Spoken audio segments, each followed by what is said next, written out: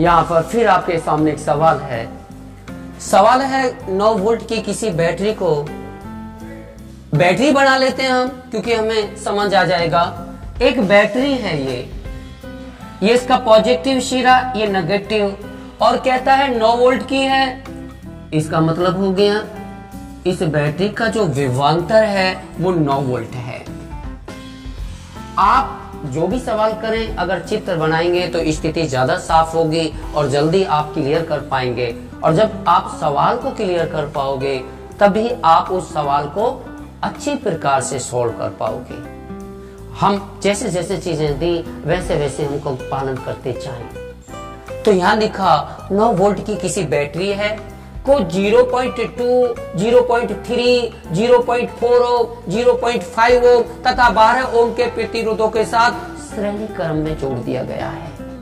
अर्थात ये जितने भी प्रतिरोधक दिए हैं उनको आप श्रेणी क्रम में जोड़ते चले जाइए। पहला है, बोलिए क्या देखकर, 0.2 ओम। अगला बोलो, अगला है 0.3 ओम। अगला क्या है, 0.4 ओम। अगला क्या है, 0.5 ओम तथा अगला क्या है, 12 ओम। 1 2 3 4 5, यहाँ पे 5 प्रतिरोधक हैं। इन पांचों के पांचों प्रतिरोधकों को श्रेणी क्रम में जोड़ दिया गया है। श्रेणी क्रम में कैसे जोड़ा जाता है ये चीजें हम पिछली वीडियो में आपको स्पष्ट कर चुके हैं। अब ये श्रेणी क्रम में जोड़ते हुए आपने इस बैटरी से जोड़ दिया है, ओके। और जब आप लोग बैटरी जोड़ोगे तो इस बैटरी से एक विद्युत धारा चल देगी, यहां से आई चलेगी और इन हर प्रतिरोध में होती हुई जाएगी। प्रत्येक प्रतिरोध से होती हुई आपकी विद्युत धारा जाएगी।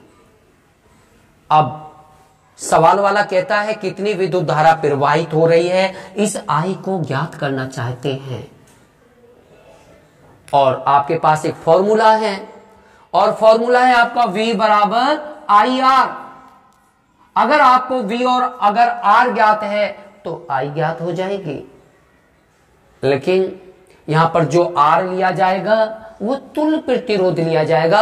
ये जो 1 2 3 4 5 प्रतिरोधक हैं, इन पांचों प्रतिरोधकों का जो परिणामी प्रतिरोध होगा, जो समतुल्य प्रतिरोध होगा, वो ही इसका R होगा। अगर आप इस प्रतिरोध को R1 मान लें, इसको आप R2 मान लें, इसको आप R3 मान लें, इसको आप R4 मान लें और इसको R5 मान लें और पांचों के पांचों प्रतिरोधक श्रेणी क्रम में जुड़े हैं, तो हम सूत्र लगाते हैं। और सूत्र क्या होता है हमारा, R बराबर R1 जमा R2 जमा R3 जमा R4 जमा R5, क्योंकि 5 प्रतिरोधक हैं। अगर ज्यादा होते तो ज्यादा लिख लेते। तो यह बच्चों ये जो R है इसका मतलब है, फॉर्मूला हमको ये बताता है कि अगर R1 R2 R3 R4 R5 इन पांचों प्रतिरोधकों को हम श्रेणी क्रम में जोड़ देते हैं तो ये जो R है ये इन पांचों प्रतिरोधकों का समतुल्य प्रतिरोध होगा, परिणामी प्रतिरोध होगा। यहां पर आप लिख सकते हो R इजकल टू R1 की जगह 0.2 जमा R3 की जगह R2 की जगह 0.3, R3 की जगह 0.4, R4 की जगह 0.5 और R5 की जगह 12। आप बहुत अच्छी तरीके से जोड़ सकते हो। पॉइंट का जोड़ है, पॉइंट के नीचे पॉइंट रखना, तो आप लिखेंगे 5 4 9 3 12 14। ये R बराबर 1.4 बैठेगा, चारों का जोड़ 1.4। ओके भाई, 2 3 5 4 9 9 5 14 1.4 और प्लस इसमें 12 और जोड़ दीजिए तो R इजकल टू हो गया 12 और 1.4 जोड़ेंगे तो 13.4 होगा। ये आप जानते हैं, पॉइंट का जोड़ आप जानते हो, you already you know how to add this. इसके बाद हम अपने फॉर्मूला पर आए। कहता है 9 वोल्ट की बैटरी है तो 9 विभवांतर 9 हो गया।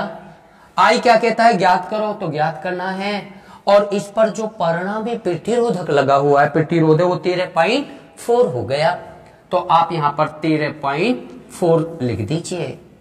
तो यहां क्या कर सकते हैं, गुणा की चीज दूसरी तरफ बटे में चली जाती है, तो आई इक्वल टू लिखा जा सकता है 9/13.4। ओके, आप ये सॉल्व करना है। पॉइंट हटा दीजिए, गुणा लगा के पॉइंट की जगह 1, पॉइंट की इधर एक अंक, तो 1 0 लिख दीजिए।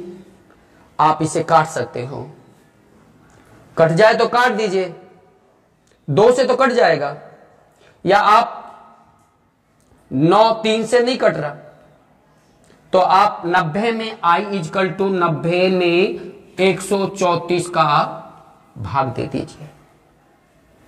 अब 134 का भाग देंगे 90 में, तो आप देखिए कितना होगा, ना जाने की 0 पॉइंट लगाकर 0 बढ़ाया, 13 सत्ते 91 ज्यादा हो जाएगा, करीब 6 बार जाएगा।